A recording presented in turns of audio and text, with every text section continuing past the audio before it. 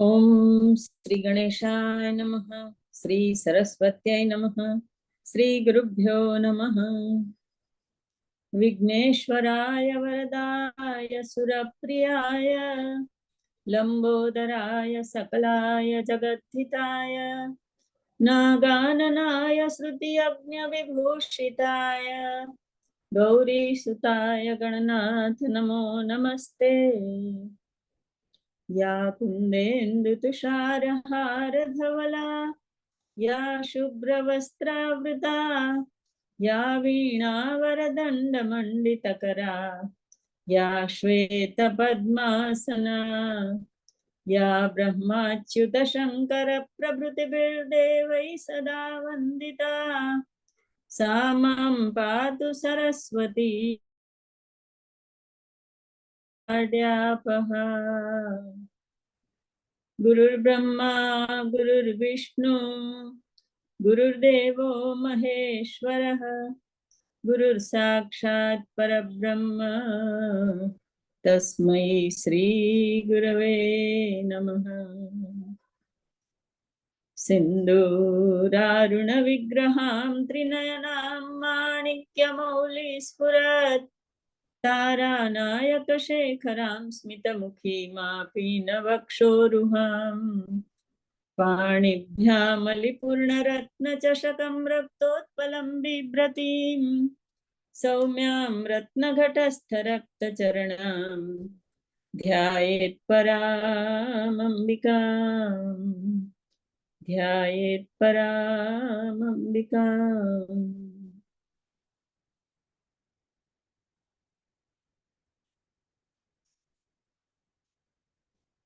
जय हाटकेश, जय अंबा, जय मां ललिता बधाने। આજે લલિતા સહસ્ત્રનામ સ્તોત્રના અંદર આવતા નામ એનો આપણે રસાસ્વાદ માણી રહ્યા છીએ.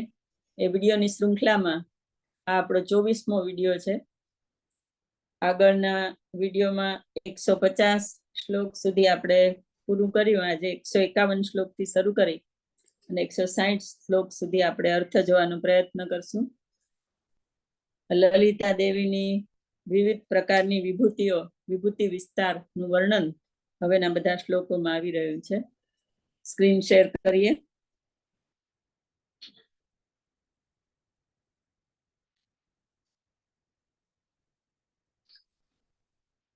શ્લોક 151.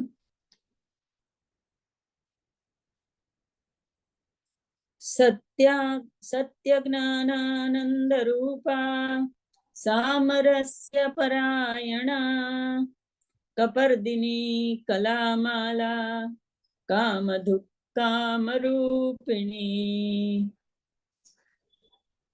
સત્ય જ્ઞાનાનંદ રૂપા દેવીનું નામ છે સત્ય જ્ઞાનાનંદ રૂપા. સત્ય જ્ઞાન અને આનંદ રૂપ એ બ્રહ્મનું લક્ષણ છે. સત્યમ જ્ઞાનમનંતમ ય નિષ્કલમ નિષ્ક્રિયમ પરમ અદ્વિતીયમ નિર્વિશેષમ બ્રહ્મ તત્ સમુપાસ્મહે. એવી રીતે શ્રુતિમાં શ્લોક છે બ્રહ્મ માટે. તો સત્ય, જ્ઞાન અને આનંદ, ચેતના, આનંદ, સ્ફુરણ એ બધા આનંદ રૂપા. ત્યાર પછીનું નામ છે સામરસ્ય પરાયણા. સામરસ્ય એટલે ઐક્ય ભાવ, સમરસતા જેને કહેવાય, અદ્વૈત ભાવ. એકમ એવમ અદ્વિતીયમ, બ્રહ્મ અને દેવી વચ્ચે એક રસ સામરસ્યનો ભાવ છે. દેવી બ્રહ્મમય છે એટલે નામ આપ્યું સામરસ્ય પરાયણા. ત્યાર પછીનું નામ છે કપર્દિની. કોડીઓની માળા ધારણ કરનારા. શિવનું પણ એક નામ છે કપર્દી, એટલે તેના શક્તિ એટલે કપર્દિની. બીજો અર્થ એવો છે કપર્દિનીનો કે કપર્દિની એટલે દરિદ્ર સ્ત્રી, પણ દેવી તો મહારાજ્ઞી છે તો એને કપર્દિની કેમ કયા? તો દેવીને શાસ્ત્રમાં વિરુદ્ધ વાક્યાર્થ શરીર મંડલા એવું એનું નામ આપેલું છે. એવી એની વ્યાખ્યા આપેલી છે કે વિરુદ્ધ વાક્યાર્થથી એની વ્યાખ્યા થાય છે. એટલે કપરદિની દેવીને કીધા છે. બીજું કપર્દ એટલે ગંગાને પવિત્ર કરનાર શિવ, એટલા માટે શિવના અધિષ્ઠાત્રી દેવી, શિવના શક્તિ, શિવના અર્ધાંગિની, એ રીતે કપરદિની નામ આવ્યું.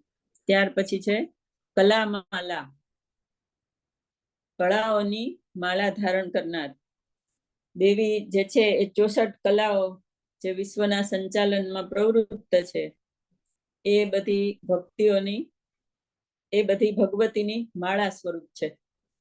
ભગવતી એને માળા સ્વરૂપ પોતાની સાથે ધારણ કરી રાખે છે અને એની પાસે વિશ્વનું સંચાલન કરાવે છે, એટલે કલામાલા. ગીતામાં પણ ભગવાને કીધું છે કે મયી સર્વમિદમ પ્રોતમ સૂત્રે મણિગણા ઇવ. આખું જગત છે એ જેમ સૂત્ર એટલે દોરામાં મોતી પરોવેલા હોય એ રીતે મારામાં બધું આખું જગત પરોવાયેલું છે. તો એવી રીતે દેવીનું નામ છે કલામાલા. પછી છે કામધુક, કામધેનુ સમાન. સાધકની સર્વ મનોકામના દેવી પૂરી કરે છે, એટલે દેવી છે લલિતા દેવી એ સાધકના કામધેનુ છે. ગાયત્રી માટે પણ એમ કહેવાય છે કે ગાયત્રી એ કામધેનુ સ્વરૂપ છે. ગાયત્રીની સાધના કરવાથી બધી ઈચ્છાઓ પૂરી થાય છે અને દેવીને પણ ગાયત્રી સ્વરૂપ કીધા છે. ત્યાર પછીનું નામ છે કામરૂપિણી, ઈચ્છા શક્તિ સ્વરૂપ.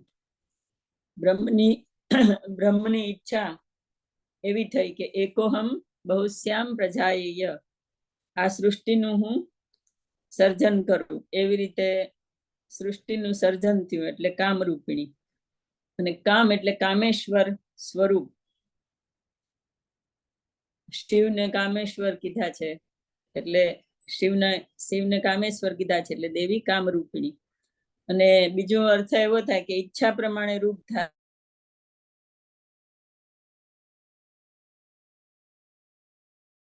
પ્રમાણે જગતની અંદર રૂપ ધારણ કરી શકે છે, એટલા માટે એને કામરૂપિણી કીધા છે.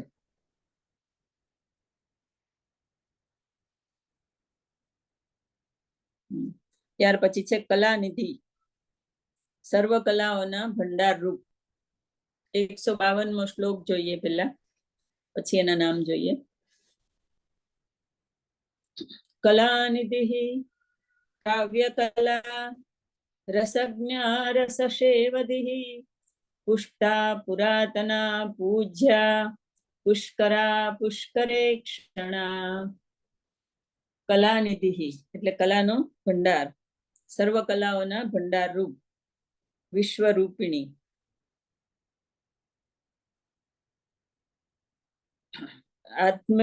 આત્મૈવાસ્ય ષોડશીમ કલા, આત્મા જે છે એને 16 કલા એ ધારણ કરે છે. એટલે કલા એટલે આત્મા અને જીવવાચક શબ્દ છે, એટલે એને કલાનિધિ કીધા, વિશ્વરૂપિણી. અને બીજું કલાનિધિ જે છે એ ચંદ્રનું પણ નામ છે, એટલે ચંદ્ર મંડળ સ્વરૂપ. ત્યાર પછી છે કાવ્યકલા, કવિની કાવ્યકલાની સ્ફૂર્ણા શક્તિ સ્વરૂપ. સરસ્વતી સ્વરૂપ જે દેવીનું સ્વરૂપ છે એ બધા કવિઓને કાવ્ય સર્જનની શક્તિ પ્રદાન કરે છે. કાવ્ય એટલે સ્ફુરણ પ્રદાન કરે. કાવ્ય એટલે બધી પ્રકારનું કાવ્ય, એમાં પછી નાટક, ચેટક, હાસ્ય ના જે બધા ગ્રંથો હોય એ બધું આવી જાય, એટલા માટે કાવ્ય કલા. ત્યાર પછીનું નામ છે રસજ્ઞા, રસને જાણનારા. શૃંગાર આદિ સર્વ રસને દેવી જાણે છે. અને બ્રહ્મ જે છે એનું પણ વ્યાખ્યા છે, રસો વૈ સહ એટલે બ્રહ્મને જાણનારા. જીવવા રસેન્દ્રિય એને પણ જાણનારા સ્વરૂપ દેવી, એટલે રસજ્ઞ. પછી રસસેવધિ એટલે રસોની ભંડાર. રસ એટલે અમૃત રસ, બ્રહ્માનંદમાં જે અમૃત રસ છે એ બ્રહ્માનંદના રસને એના ભંડાર રૂપ શાંતિ રસ, શાંતિ અને આનંદનો જે રસ છે એ, ન કે ભયાનક રૌદ્ર કે બીભત્સ રસ, એની અહીંયા વાત નથી. રસ સેવધી રસોનો ભંડાર એટલે અમૃત રસની વાત છે. ત્યાર પછીનું નામ છે પુષ્ટા.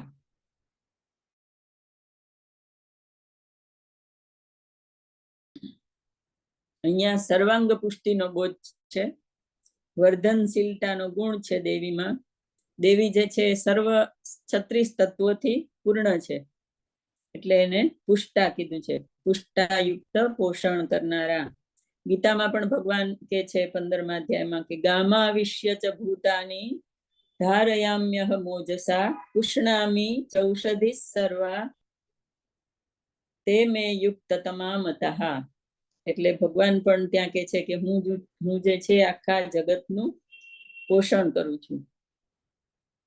તો ત્યાર પછીનું નામ છે પુરાતના એટલે આદિ સ્વરૂપ.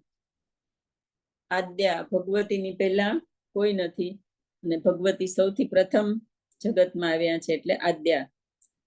આદિશક્તિ, પુરાતના આદિશક્તિ સ્વરૂપ એવું નામ આદ્યા પણ આગળ આવી ગયું અને આપણે જય આદ્યા શક્તિ તરીકે અને આદિશક્તિ તરીકે જ આપણે પૂજીએ છીએ. ત્યાર પછી છે પૂજ્યા, પૂજન કરવા યોગ્ય. દેવી છે એ પૂજન કરવા યોગ્ય છે. અદ્વૈત, વિશિષ્ટાદ્વૈત અને દ્વૈત ભાવ એ ત્રણેય ભાવથી દેવીની પૂજા થાય છે. ત્યાર પછી પુષ્કરા, પોષણ કરનારા, પાલન કરનારા એટલે પુષ્કરા.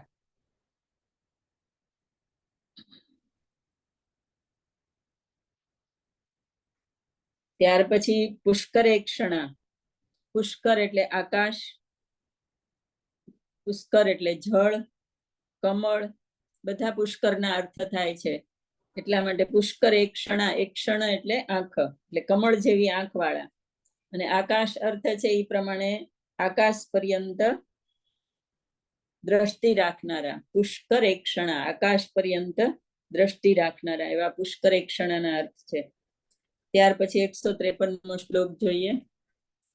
પરમ જ્યોતિ પરમ ધામ પરમાણુ પરાત્પરા પાશહસ્તા પાશહંત્રી પરમંત્ર વિભેદિની.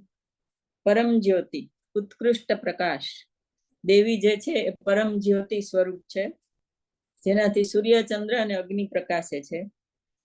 પછી પરમ જ્યોતિ નામનો એક અષ્ટાક્ષર મંત્ર પણ છે જે દક્ષિણામૂર્તિ સંહિતામાં આવે છે. એટલા માટે પરમ જ્યોતિ સ્વરૂપ દેવીને દક્ષિણામૂર્તિ સ્વરૂપ પણ કહ્યા છે એટલે એ મંત્ર સ્વરૂપ પણ દેવીને ગણી શકાય એટલે પરમ જ્યોતિ. ત્યાર પછી નામ છે પરમધામ, સૌથી શ્રેષ્ઠ સ્થાન, સર્વશ્રેષ્ઠ અવસ્થા. દેવીનું જે ધામ છે એ સૌથી શ્રેષ્ઠ છે. બ્રહ્મનું ધામ એ સૌથી શ્રેષ્ઠ જ હોય. ગીતામાં પણ ભગવાન કે છે કે ન તદ ભાસયતે સૂર્યો ન શશાંકો ન પાવકઃ યદ ગત્વા ન નિવર્તન્તે તદ ધામ પરમમ મમ. તો એ દેવીનું પણ પરમધામ.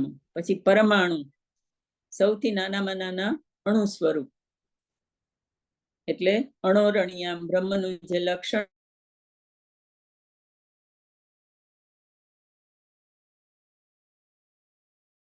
સૌથી નાનામાં નાનું. પછી પરાત્પરા, પરાભાવથી પણ પર, અલગ અને વિશિષ્ટ. પરાભાવ એટલે તુર્યાવસ્થા અને તેનાથી પણ પર એટલે પરાત્પરા. ત્યાર પછી પાશહસ્તા એટલે હાથમાં પાશ ધારણ કરનારા. પાશ એટલે દોરી.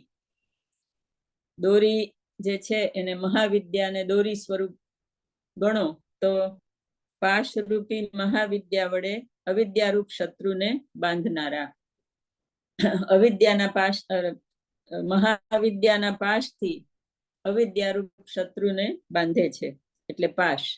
આપણે ધ્યાનના શ્લોકમાં પણ આપણે કહીએ છીએ અરુણા કરુણા તરંગિતાક્ષીમ ધૃત પાશાંકુશ પુષ્પ બાણ ચાપામ. એટલે પાશ જે છે દેવીનું એક હાથમાં રાખવાનું અસ્ત્ર છે. ત્યાંથી પાશહંત્રી, બંધનને કાપનાર, ભવબંધનને કાપનાર અને વિશેષ જ્ઞાન સ્વરૂપ.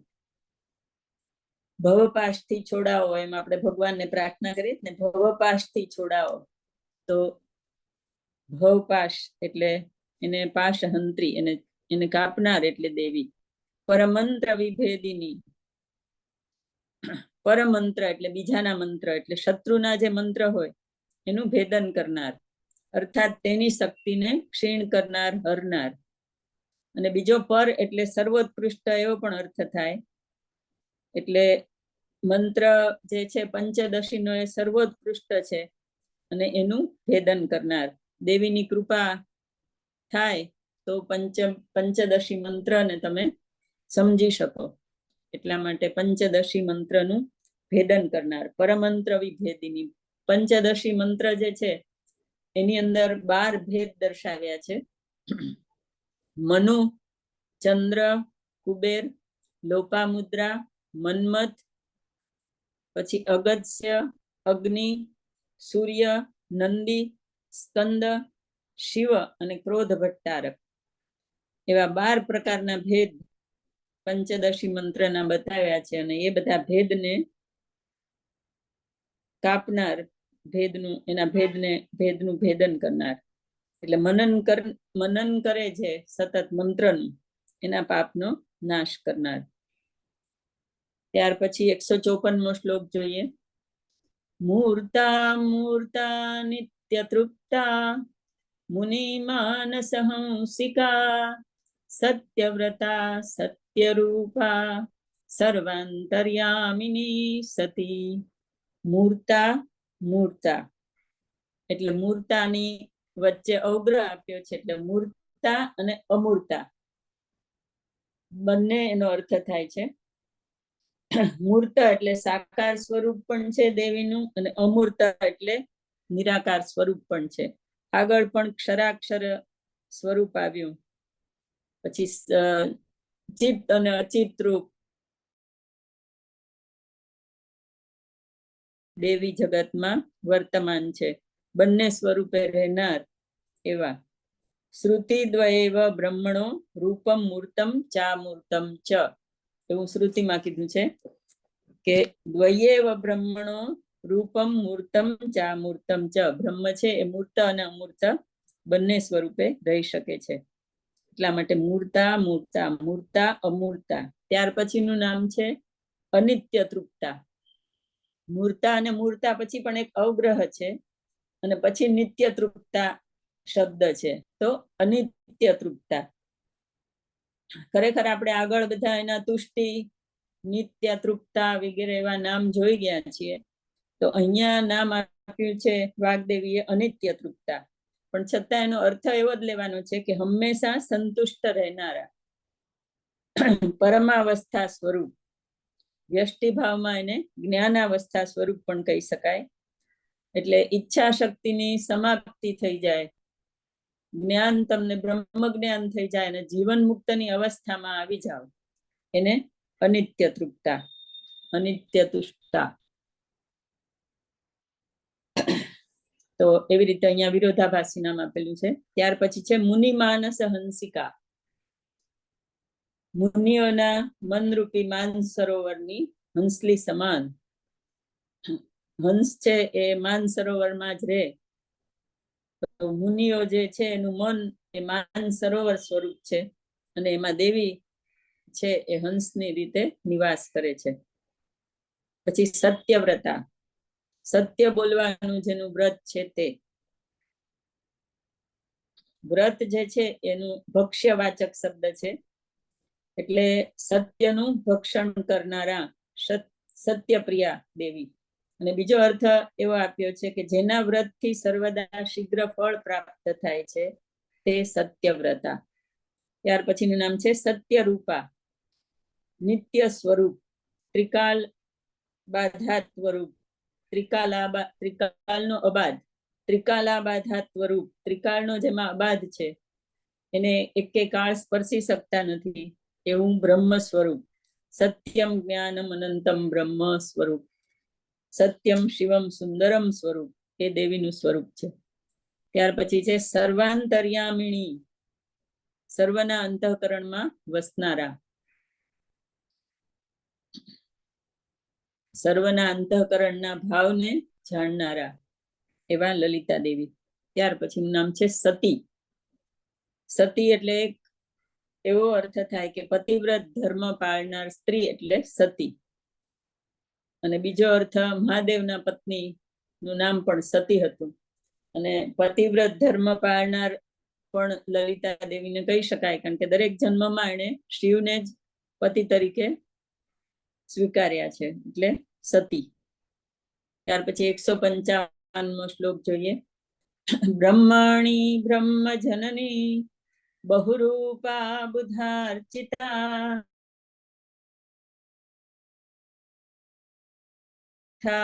પ્રકટાકૃતિ. બ્રહ્માણી, બ્રહ્માની શક્તિ. બ્રહ્માની શક્તિ જે છે એ પણ લલિતા દેવી છે. સર્વદેવોની શક્તિ લલિતા દેવી છે, માટે બ્રહ્માણી, બ્રહ્માની શક્તિ. બ્રહ્માની અણી એટલે પુચ્છ.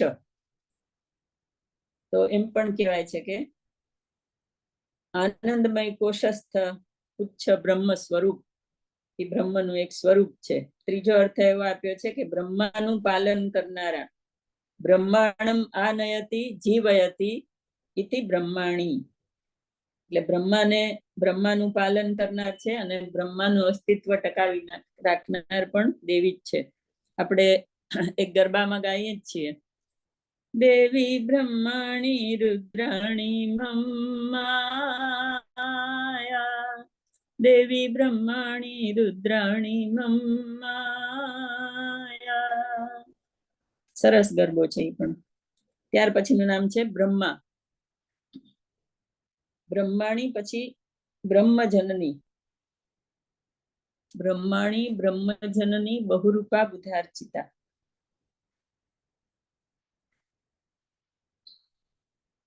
આમાં એક એક્સ્ટ્રા નામ બ્રહ્મા કેમ આપેલું છે? બ્રહ્માણી બ્રહ્મજનની. બ્રહ્મા એટલે સૃષ્ટા સ્વરૂપ, વિશ્વ સૃજન કરનાર શક્તિ. અને બ્રહ્મા જનની, સૃષ્ટિકર્ત્રી સમગ્ર વિશ્વની માતા. શ્રુતિ પ્રમાણે તો બ્રહ્મા, વિષ્ણુ અને રુદ્રની પણ માતા. એટલે જે નામોનું વિશ્લેષણ આપ્યું છે એમાં બ્રહ્મ જનનીનું બે નામ અલગ કરેલા છે, બ્રહ્મા અને જનની. સૃષ્ટા સ્વરૂપ, વિશ્વ સૃજન કરનારી શક્તિ, અને જનની એટલે સૃષ્ટિકર્ત્રી સમગ્ર વિશ્વની માતા. એમ બે નામ અલગ આપ્યા છે. ત્યાર પછી નામ છે બહુરૂપા, અનેક સ્વરૂપે રહેલા, વિશ્વ સ્વરૂપ.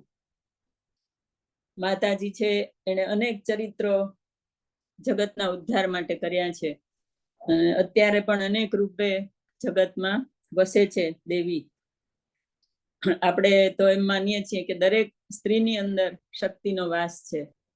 તો એમ પણ કહી શકાય કે તું તો એક અનેક રૂપે થઈ, યથા કનકથી બહુ આકાર રે. કવચના ગરબામાં લાઈન આવે છે કે જેમ સોનાને તમે ઘાટ ઘડો, આપણે નરસિંહ મહેતાએ કીધું છે ઘાટ ઘડ્યા પછી નામ રૂપ જુજવા, અંતે તો હેમનું હેમ હોય. એવી રીતે દેવી પણ અનેક સ્વરૂપે વિલસે. જ્ઞાનીઓ જે છે એ જ શ્રી વિદ્યાની આરાધના કરી શકે, એટલા માટે જ્ઞાનીઓ વડે ઉપાસિત. અને ગીતામાં ભગવાને 4 પ્રકારના એના ભક્ત કીધા છે, આર્ત, અર્થાર્થી, જિજ્ઞાસુ અને જ્ઞાની. એ 4 પ્રકારના ભક્ત વર્ણવ્યા છે. એટલા માટે અહીંયા ભગવતી લલિતા પણ જ્ઞાન, યજ્ઞ અને પુરાપૂજાથી જ વિશેષ રીતે પ્રસન્ન થાય છે. ત્યાર પછીનું નામ છે પ્રસવિત્રી, એટલે જગતને પ્રકટ રૂપે, પ્રકૃષ્ટ રૂપે જગતને ઉત્પન્ન કરનારા. પ્રસવિત્રી, સવિત્રી એટલે ઉત્પન્ન કરનારા, ને પ્ર આગળ લગાડ્યું છે એટલે પ્રકૃષ્ટ રૂપે જગતને ઉત્પન્ન કરનારા માતા. એને પ્રપંચેશ્વરી પણ કહીએ છીએ એટલા માટે. બીજું સવિતા એટલે સૂર્ય. બીજો અર્થ એવો છે, સવિતા એટલે સૂર્યની વિશેષ પ્રકાશ શક્તિ સ્વરૂપા, એટલે સાવિત્રી. એટલે અહીંયા સવિત્રી આપ્યું છે. સવિતાનું સ્ત્રીલિંગ સ્વરૂપ એટલે સાવિત્રી. ત્યાર પછીનું નામ છે પ્રચંડા. પ્રચંડ ભવ્ય પ્રતિભા ધરાવનારા. ઉત્કૃષ્ટ, ચંડ એટલે રુદ્ર અને જેના દૂત છે તે, ચંડ જેના દૂત છે એવા શિવદૂતી સ્વરૂપ એટલે પ્રચંડા. ત્યાર પછી છે આજ્ઞા. આદેશ કે નિર્દેશ રૂપ સ્વયં. લિંગ પુરાણમાં છે કે આદિકાળમાં મારા મુખમાંથી જ સનાતની આજ્ઞા ઉત્પન્ન થઈ એવું દેવી કે છે લિંગ પુરાણમાં. એટલે એમની આજ્ઞાથી જ વિશ્વની ઉત્પત્તિ થઈ છે એવું શાસ્ત્રમાં કીધું છે. એટલે આદેશ કે નિર્દેશ સ્વરૂપ એટલે આજ્ઞા સ્વરૂપ. ત્યાર પછીનું નામ છે પ્રતિષ્ઠા એટલે અસ્તિત્વના આધાર સ્વરૂપ. સમગ્ર વિશ્વમાં જેની પ્રતિષ્ઠા અને અસ્તિત્વ છે તે સ્વરૂપ દેવી લલિતા. પછી પ્રકટાકૃતિ, પ્રગટ રૂપે જે સ્થિત છે તે પ્રકટ આકૃતિ સ્વરૂપ એટલે અહીંયા દેવીનું વ્યક્તા સ્વરૂપ બતાવ્યું છે, વ્યક્તા પ્રકૃતિ. અને પ્રથમ આવરણ જે છે શ્રીયંત્રનું એની પ્રકટા નામની યોગીની છે, એનું નામ પણ પ્રકટા છે એટલે પ્રકટાકૃતિ.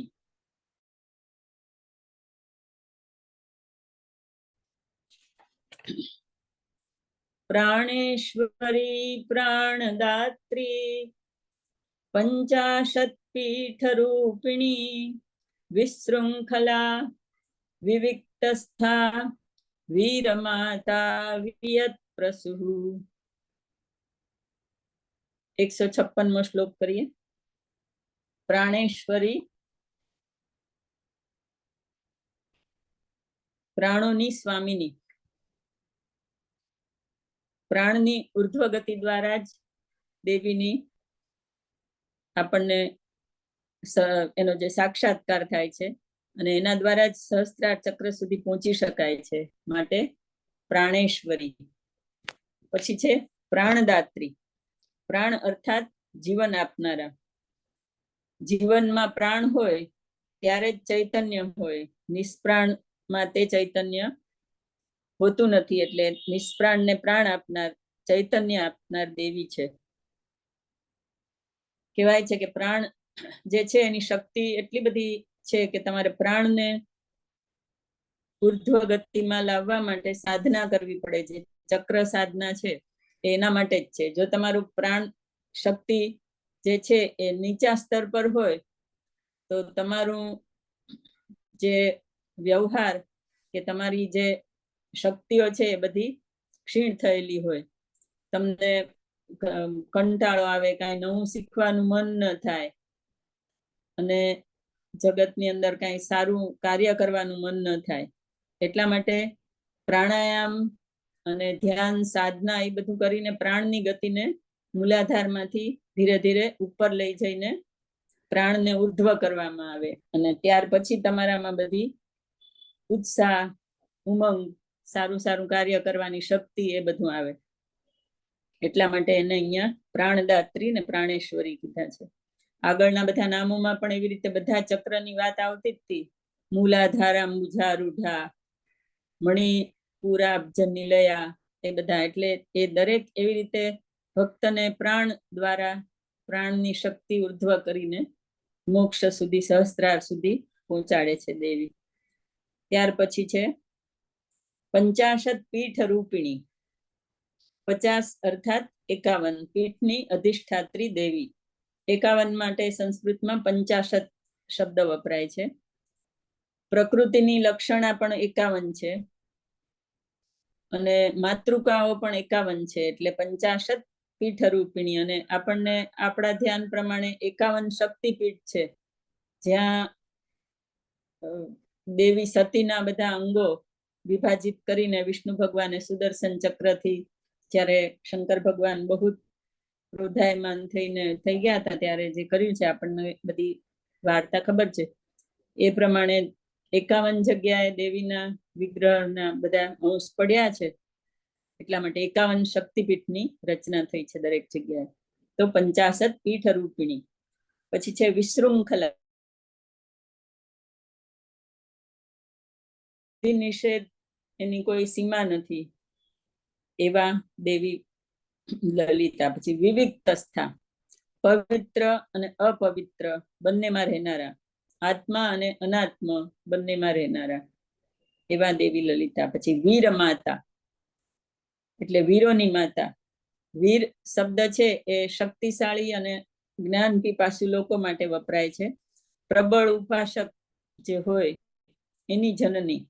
કારણ કે શ્રી વિદ્યાનો અભ્યાસ કરવા માટે તમારે પ્રબળ ઉપાસક થવું પડે, ત્યારે તમે સ્ત્રી વિદ્યા સુધી પહોંચી શકો. એટલે એવા વીર પ્રબળ ઉપાસકોની માતા. અને વીરેશ્વર છે ગણેશ્વર, ગણેશ ભગવાનને પણ કહેવાય છે, એટલે ગણેશના માતા, પાર્વતી સ્વરૂપ દેવી લલિતા. પછી વિયત પ્રસુહુ, આકાશને ઉત્પન્ન કરનારા. મહાપ્રલયમાં આગળ પણ આવ્યું વિયદાદિ જગત પ્રસુહુ, આગળ પણ એક એવું નામ આવી ગયું. આ ફરીથી વિયત પ્રસુ આવ્યું. એટલે મહાપ્રલય થાય ત્યારે આકાશ તત્વનો પણ નાશ થાય છે, અને દેવી ફરીથી આકાશની સાથે અન્ય તત્વોને ઉત્પન્ન કરીને સૃષ્ટિનું સંચાલન કરે છે અને ઉત્પત્તિ કરે છે. ત્યાર પછી 157મો શ્લોક જોઈએ. મુકુંદા મુક્તિ નિલયા મૂલ વિગ્રહ રૂપિણી ભાવજ્ઞા ભવરોગગ્નિ ભવચક્ર પ્રવર્તિની. મુકુંદા મુક્તિ આપનાર. મુકુંદ એક વિષ્ણુનું પણ નામ છે, અને એનું સ્ત્રીલિંગ નામ મુકુંદા, વિષ્ણુની શક્તિ સ્વરૂપ. બીજું મુકુંદ નામનું એક રત્ન પણ છે, એનું સ્વરૂપ. એટલે મુકુંદા એટલે કૃષ્ણ વિગ્રહ એમ કહેવાય સ્ત્રીલિંગ સ્વરૂપે. ત્યાર પછીનું છે મુક્તિ નિલયા. મુક્તિ એ જ જેનું સ્થાન છે, ઘર છે એવા. દેવીની સાધના પછી મુક્તિ અવશ્ય મળે છે, એટલે મુક્તિ જેનું સ્થાન છે તે. મૂળ વિગ્રહ રૂપિણી એટલે સાકાર બ્રહ્મની પહેલા જે સ્થૂળ કે સૂક્ષ્મ હતું તે સ્વરૂપ દેવીનું મૂળ વિગ્રહ. એટલે 10 મહાવિદ્યા રૂપ એમ પણ કહેવાય છે. અને તેમાં આદિ વિગ્રહ રૂપ લલિતા ત્રિપુર સુંદરીને કીધા છે. અન્ય જે બધી દેવીઓ છે એને કાલી, તારા, બાલા, બગલામુખી એ બધી નિષ્કલ બ્રહ્મ કે એવી રીતે ઓળખાય છે.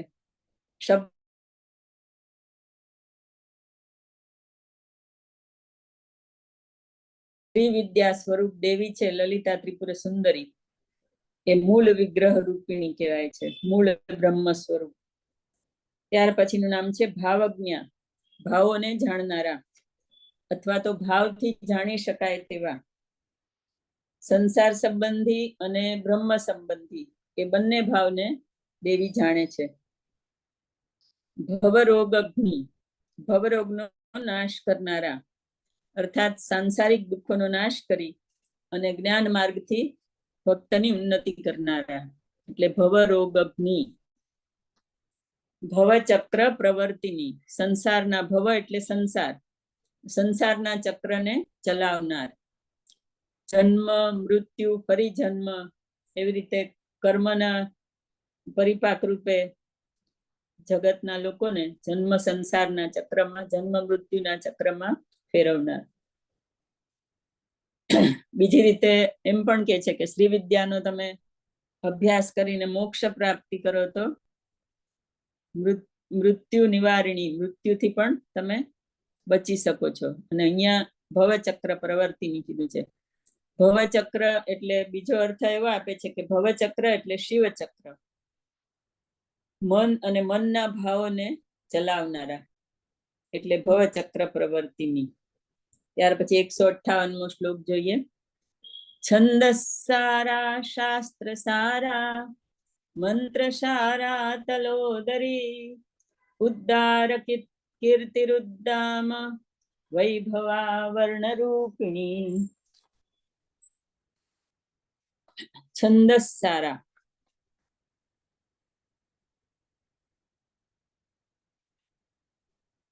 છંદ એટલે વેદો, અને વેદોના સાર રૂપ દેવી ભગવતીનું સ્વરૂપ છે. વેદનો સાર એટલે ઉપનિષદ, અને પંચાક્ષરી, પંચદશાક્ષરી અને ગાયત્રી મંત્ર એ બધા ઉપનિષદના મંત્ર છે.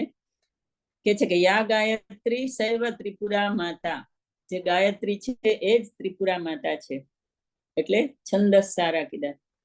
પછી શાસ્ત્ર સારા, સમગ્ર શાસ્ત્રોના સારરૂપ. આની અહીંયા શાસ્ત્ર એટલે તંત્ર શાસ્ત્ર અને મંત્ર શાસ્ત્ર, એનો અર્થ લેવાનો છે. કે જે શ્રી વિદ્યાનું જે એ છે તંત્ર શાસ્ત્ર છે, તંત્ર શાસ્ત્રની વિદ્યા છે. એના મંત્ર જે છે બધા પંચદશાક્ષરી, 16 એ બધા મંત્રો પણ તંત્ર શાસ્ત્રના મંત્ર છે. એટલે શાસ્ત્ર સારા એટલે તંત્ર શાસ્ત્રના સાર સ્વરૂપ. મંત્ર સારા, વૈદિક અને તાંત્રિક બંને મંત્રોનું જે રહસ્ય છે એ બધું લલિતા દેવી સ્વરૂપ છે. પછી તલોદરી, તલ એટલે સમતલ પાતાળમાં, સમતલ અને પાતાળા પેટ વાળા, ઉદર એટલે પેટ, તલ એટલે સમતલ પાતળા પેટ વાળા. અને બીજો અર્થ એવો આપ્યો છે કે અતલ લોકને ગર્ભમાં રાખનારા. તલોદરી, અતલ લોકને ઉદરમાં, પેટમાં, ગર્ભમાં રાખનારા. ત્યાર પછી છે ઉદાર કીર્તિ, ખૂબ જ કીર્તિ જેને પ્રાપ્ત કરેલી છે. કીર્તિ એનો અર્થ થાય છે શબ્દ, જ્યોતિ, અને એનો વિકાસ થાય એ પ્રમાણે પરમ જ્યોતિ સ્વરૂપા, પરાકૃતિ રૂપા એટલે ઉદાર કીર્તિ. પછી ઉદ્દામ વૈભવા, નિસ્સીમ વૈભવશાળી, અપાર જેનો વૈભવ છે, માપી ન શકાય, પામી ન શકાય, જાણી ન શકાય એવો જેનો વૈભવ છે એવા. અને વૈભવ અર્થાત અહીંયા સંપત્તિ, શક્તિ, મુક્તિ અને અપરિમિત લક્ષ્મી યુક્ત, અનંત શક્તિશાળી એવા અર્થ આપેલા છે વૈભવ માટે. કે બધી જાતનો વૈભવ, એ જે લૌકિક સાધના કરે એના માટે વૈભવ ને સંપત્તિ આપનારા, જે મુક્તિ માટે પ્રાર્થના કરે ને શક્તિ અને મુક્તિ આપનારા, અપરિમિત લક્ષ્મી યુક્ત પોતે છે, અનંત શક્તિશાળી સ્વરૂપ છે, અને છેવટે કૈવલ્ય મુક્તિ સ્વરૂપ, કૈવલ્ય મુક્તિ પણ દેવી આપે છે. એટલે ઉદ્દામ વૈભવા. પછી વર્ણ રૂપિણી, 64 વર્ણ જે છે ભાષાના એ દેવી સ્વરૂપ છે. અને દેવીએ જ બધા વ્યંજન ને બધું ઉત્પન્ન કર્યું છે વાગ દેવતા સ્વરૂપે. તો 64 વર્ણ સ્વરૂપા દેવી વાગદેવી. 64 કલાઓને એની રીતે એનું સ્વરૂપ, 64 માતૃકાઓનું સ્વરૂપ પણ એ શ્રી વિદ્યાની અંદર વર્ણન છે. એટલે દેવી વર્ણ રૂપિણી. ત્યાર પછી 159મો શ્લોક જોઈએ. જન્મ મૃત્યુ જરા તપ્ત જન વિશ્રાંતિદાયિની, સર્વોપનિષદ ઉદ્ઘુષ્ટ, સર્વોપનિષદ ઉદ્ઘુષ્ટા, સર્વોપનિષદ ઉદ્ઘુષ્ટા એવો શબ્દ છે. સર્વોપનિષદ ઉદ્ઘુષ્ટા શાંત્યતીત કલાત્મિકા, જન્મ મૃત્યુ જરા તપ્ત જન વિશ્રાંતિ દાયિની. અહીંયા ફરીથી પાછું આખા શ્લોકની એક લાઈનમાં આખું એક નામ આવી ગયું. જન્મ, મૃત્યુ અને જરા એના દુઃખમાંથી જીવને મુક્તિ અપાવનાર. શ્રી વિદ્યા અને દેવીની સાધના કરો તો મોક્ષ મળે, એટલે જન્મ મૃત્યુનો પણ ફેરો ટળી જાય, એટલે મુક્ત થઈ જવાય. અને જ્યારે તમે સાધના કરતા હો ત્યારે પછી અવસ્થાનું તો કોઈ ભાન કે અવસ્થાનું કોઈ દુઃખ રહે જ નહીં. આધિ વ્યાધિ ઉપાધિ એ બધું દેવી નાશ કરતા હોય, એટલે વૃદ્ધાવસ્થાનું દુઃખ પણ એમાં ન આવે.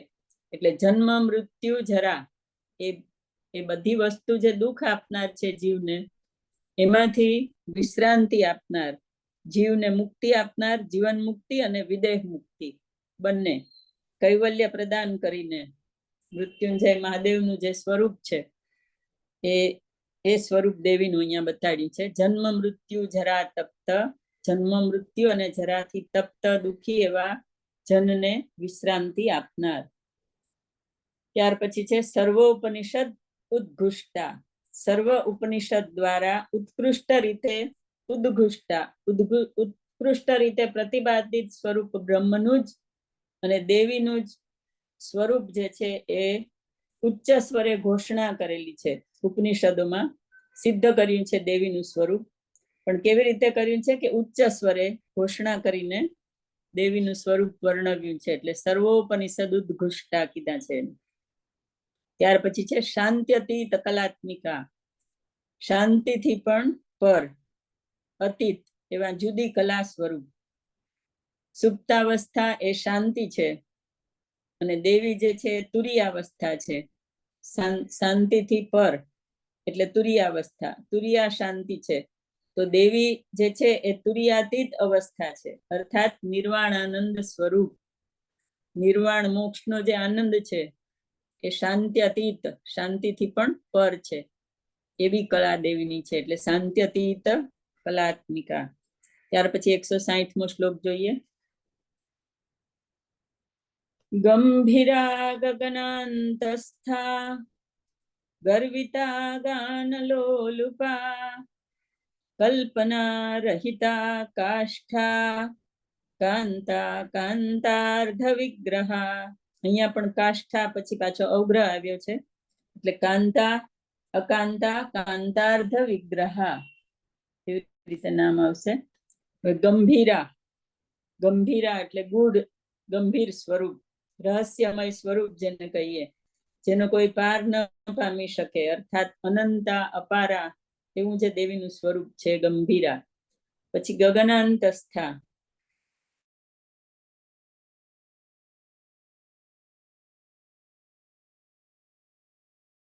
કારણ કે જગતનો લય થાય ત્યારે આકાશનો પણ લય થાય છે, પણ પરાકાશ, પરમાકાશ કે દહરાકાશ તો રહે જ છે ને એની અંદર દેવીનો વાસ છે, એટલે ગગનાંતસ્થા. પછી ગર્વિતા, અભિમાની દેવતા સ્વરૂપ. વિશ્વનું નિર્માણ એ ગર્વ અને અહંકારથી જ થાય છે, અને વ્યષ્ટિમાં એને અહંતા ભાવ કહેવાય છે અને સમષ્ટિમાં એને પરાહંતા ભાવ તરીકે ઓળખાય છે. એટલે દેવીની વિશ્વાભિમાની શક્તિનો એ બોધ છે. ત્યાર પછી છે ગાન લોલુપા, સંગીત સાંભળવાની ઈચ્છા રાખનાર. દૈવી સંગીતથી સમાધિનો અનુભવ કરી શકાય છે, મુક્તિનો અનુભવ કરી શકાય છે, અને દેવી જે છે એ ગાન પ્રિયા છે, એટલે ગાન લોલુપા. ત્યાર પછી છે કલ્પના રહિતા, સંકલ્પ વિકલ્પના ભાવથી રહિત. જ્ઞાન માર્ગમાં સંકલ્પ અને વિકલ્પ એ બાધક બધા સ્થિતિઓ છે. તમે જ્યારે ધ્યાન ધારણા કરવા બેસો ત્યારે જો સંકલ્પ વિકલ્પમાં બાધક થઈ જાય તો આગળ ન વધી શકે સાધક, એટલે એવી કલ્પનાઓથી રહિત, શુદ્ધ જ્ઞાન ભાવ યુક્ત, શુદ્ધ જ્ઞાનનો ભાવ એનામાં આવી જાય એવી દેવી કૃપા કરે, એટલે કલ્પના રહિતા, સંકલ્પ વિકલ્પના ભાવથી રહિત, જ્ઞાન માર્ગમાં શુદ્ધ જ્ઞાન ભાવયુક્ત. ત્યાર પછી કાષ્ઠા, 18 નિમેષાત્મક સમય સ્વરૂપ. નિમિષ માત્ર કહીએ ને આપણે, એવા નિમિષ, એવા 18 નિમિષ જેટલો જે સમય હોય એને કાષ્ઠા કહેવાય. એટલે કાળનું જે વિભાજિત અંશ સ્વરૂપ છે એ દેવી લલિતાનું સ્વરૂપ છે. જેમ અનંતકાળ સ્વરૂપ છે તેમ સીમિત કાળ સ્વરૂપ પણ દેવીને બતાવ્યા છે. વેદાંત વાક્યના નિષ્કર્ષને પણ કાષ્ઠા કહેવાય છે, એટલે કાષ્ઠા સ્વરૂપ દેવી. પછી અકાંતા, આપણે જોયું ને કાષ્ઠા કાંતાર્ધ વિગ્રહા, કાષ્ઠા પછી અવગ્રહ છે એટલે અકાંતા થઈ ગયું. અકાંતા, તો અકાંતા એટલે દુઃખ અને પાપોનો અંત કરનારા. અક એટલે દુઃખ, આમ આપણે કાંતા શબ્દ એકલો જોઈએ તો સુંદર સ્ત્રી એવો ભાવ આવે, પણ અહીંયા અકાંતા કીધા છે. અક એટલે દુઃખ અને અક અંતા એટલે દુઃખનો નાશ કરનાર, એટલે અકાંતા. ત્યાર પછી છે કાંતાર્ધ વિગ્રહા, શિવના અર્ધાંગીની સ્વરૂપ. કાંત એટલે શિવ, એટલે શિવના અર્ધાંગીની સ્વરૂપ. અને બીજો અર્થ એવો આપ્યો છે કાંત એટલે ક નો અંત. ક નો અંત થાય તો કયો આવે વ્યંજન? ખ આવે, એટલે ખકાર સ્વરૂપ. અને ખ એટલે આકાશ. ખમ દિશો ભૂ મહો દધી એમ કહેવાય છે. એટલે ખમ એટલે આકાશ, અર્થાત આકાશ જેના શરીરનો અર્ધ ભાગ છે એવા દેવી લલિતા. પુરુષ સૂક્તમાં જે વિરાટ સ્વરૂપ બતાવ્યું છે વિષ્ણુનું, એમ દેવી. એટલે એવી રીતે એક જ શબ્દના આ લોકો એટલા શાસ્ત્રી લોકો બધા અર્થ આપે છે કે આપણે પણ વિચારમાં પડી જઈએ કે કાંત, કાંત એટલે ક નો અંત આવે ખકાર, ખકાર એટલે ખ એટલે આકાશ, અને આકાશ જેના શરીરનો અર્ધો ભાગ છે તે દેવી, એટલે કાંતાર્ધ વિગ્રહ. ખૂબ સુંદર રસાસ્વાદ કર્યો આપણે. 10 શ્લોકનો ખૂબ આનંદ આવ્યો. હવે બાકીના શ્લોકો આવતા વિડીયોમાં આપણે જોશું. પૂર્ણાહુતિ તરફ આપણે ગતિ કરી રહ્યા છીએ. નવરાત્રી પહેલા આપણે સમગ્ર અર્થને સંક્ષિપ્ત તો સંક્ષિપ્ત સમજવાનો પ્રયત્ન કર્યો છે, અને આગળના વિડીયોમાં આપણે બીજા શ્લોક જોશું. લલિતા અંબાની કૃપાથી આપણું કાર્ય સરળ રીતે પૂરું થાય એની પ્રાર્થના સાથે અહીંયા વિરામ લઉં છું. જય હાટકેશ, જય અંબા, જય માં લલિતા.